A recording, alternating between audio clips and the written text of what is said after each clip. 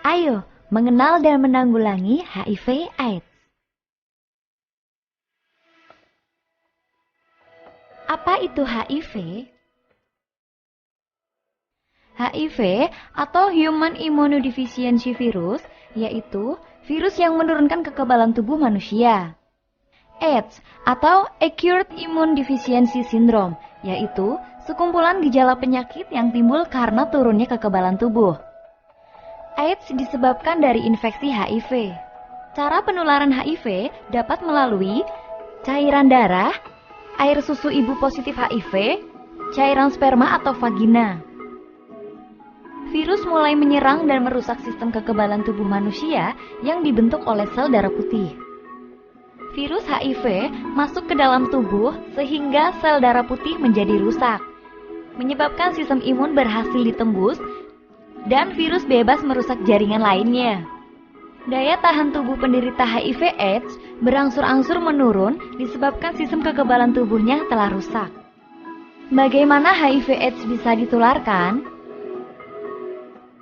Penggunaan narkoba suntik secara bergantian, seks bebas, kegiatan seks beresiko, hubungan seks tanpa kondom menyebabkan penularan IMS, infeksi menular seksual yang meningkatkan resiko infeksi HIV. Pemberian ASI oleh ibu positif menderita HIV/AIDS. Ketika seorang pecandu menggunakan narkoba, dia berhalusinasi dan melakukan hal negatif. Salah satu contohnya, seks dengan berganti-ganti pasangan. Ini merupakan salah satu penularan HIV yang sangat berisiko tinggi. HIV tidak menular melalui berinteraksi dengan penderita HIV/AIDS seperti 1. Air keringat, 2. Jabat tangan, 3. Berpelukan, 4. Melalui penggunaan alat makan, 5. Gigitan nyamuk, 6. Berkomunikasi dengan penderita HIV. Penularan HIV.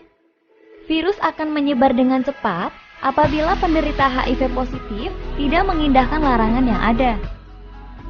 Bagaimana keadaan fisik dan gejala penderita HIV/AIDS? Penderita HIV/AIDS mempunyai keadaan yang sama dengan orang normal lainnya. Ada tahapan perjalanan HIV ke AIDS. Tahap 1. Periode jendela dalam kurun waktu 1-3 bulan. Kemudian, tahap 2. HIV positif rata-rata berkisar 5-10 tahun. Tahap 3. Gejala mulai muncul lebih dari 1 bulan dan memasuki tahap 4, yaitu AIDS. Pengecekan status HIV.